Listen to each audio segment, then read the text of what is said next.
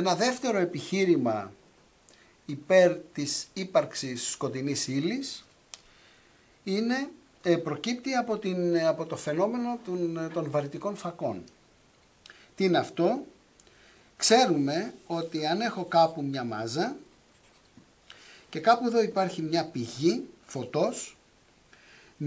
το φως καμπυλώνει, η τροχιά του φωτός καμπυλώνεται αν περάσει, λόγω της αλληλεπίδρασής της με οποιαδήποτε μάζα. Επομένως, αν έχω μια ακτίνα φωτός που εκπέμπεται από αυτή την πηγή, αντί να ακολουθήσει την ευθύγραμμη ευθεία τροχιά, καμπυλώνεται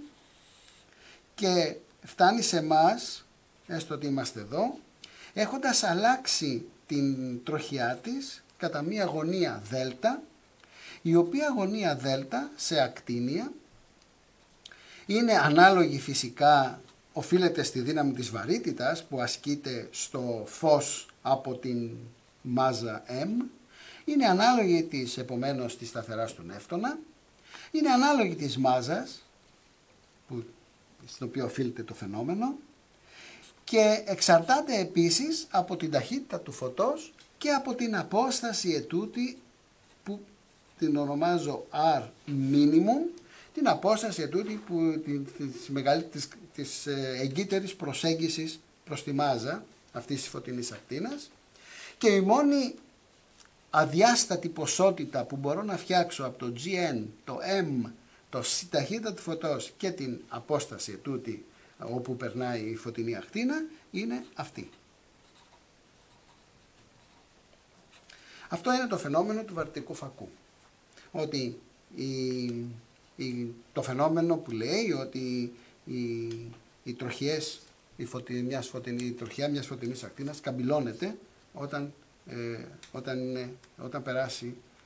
από περιοχή με κάποια μάζα M. Τώρα, κοντολογίες, αυτό που παρατηρούμε είναι ότι, και θα το δείξω τώρα στο σχεδιάγραμμα αυτό, είναι ότι ακτίνες φωτός που έρχονται από ένα μακρινό γαλαξία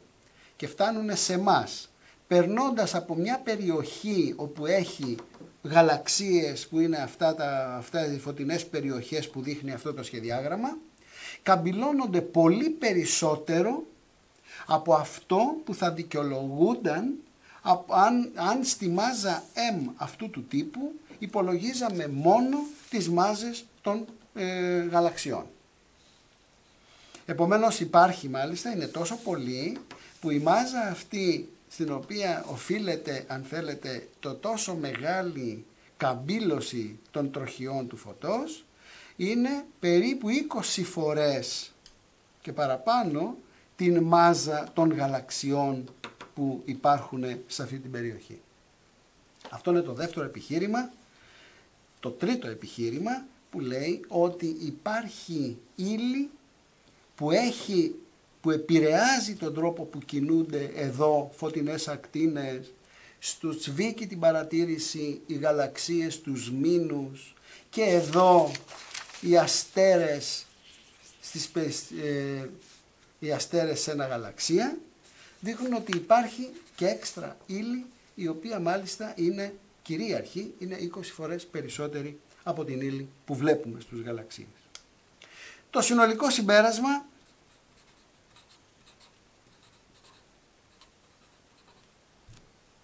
το τελικό συμπέρασμα είναι ότι σήμερα ξέρουμε ότι το ωμέγα της ύλης είναι περίπου, που χωρίζεται όπως είπα σε ωμέγα luminous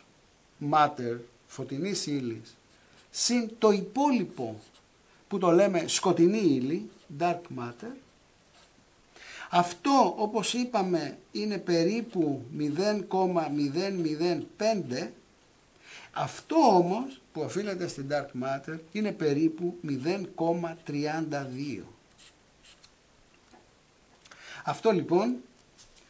είναι το συνολικό περιεχόμενο του σύμπαντος, πιστεύουμε σήμερα, σε μη σχετικιστική ύλη. Τώρα,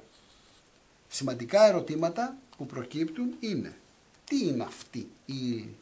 τι είναι αυτά, από τι αποτελείται αυτή η ύλη που μαζεύεται γύρω-γύρω από τους γαλαξίες και στα σμήνη γαλαξιών, επειδή έλκεται από τη δύναμη της βαρύτητας, στη συνέχεια επηρεάζει με την παρουσία της τις κινήσεις άλλων σωμάτων και φωτός και δεν τη βλέπουμε. Υπάρχουν διάφορες απόψεις και ιδέες για το τι μπορεί να είναι αυτό, τι μπορεί να είναι τα σωμάτια αυτά που απαρτίζουν την σκοτεινή ύλη, αλλά καμία ακόμα δεν είναι επιβεβαιωμένη. Ένα από τα σημαντικότερα προβλήματα της σύγχρονης κοσμολογίας είναι να εντοπιστούν, να καταφέρουμε να παρατηρήσουμε ευθέως την σκοτεινή ύλη. Το ότι μέχρι σήμερα δεν έχουμε παρατηρήσει σκοτεινή ύλη ευθέως, να ξέρουμε ότι οφείλεται σε αυτό ή στο άλλο ή στο παράλληλο σωματίδιο ή σε πολλά διάφορα είδη σωματιδίων, αφήνει περιθώρια σε άλλες ιδέες, σε ιδέες που προωθούν άλλοι επιστήμονες στην κατεύθυνση του να, παραδείγματος χάρη, να αλλάξουν τον νόμο της βαρύτητας σε κλίμακες γαλαξιών ή σε κλίμακες σμηνών γαλαξιών. Αυτή είναι άλλη κατεύθυνση και είναι όλα αυτά ακόμα ανοιχτά ερωτήματα. Γιατί μπορεί πράγματι να μην υπάρχει σκοτεινή ύλη, όπως το λέμε εδώ. Όλα αυτά είναι με υπόθεση, και αυτά τα ποσοστά που δίνουμε εδώ, με υπόθεση ότι υπάρχει σκοτεινή ύλη, αλλά από την άλλη μεριά θα μπορούσε κάλλιστα, γιατί είναι κάτι που διερευνάται,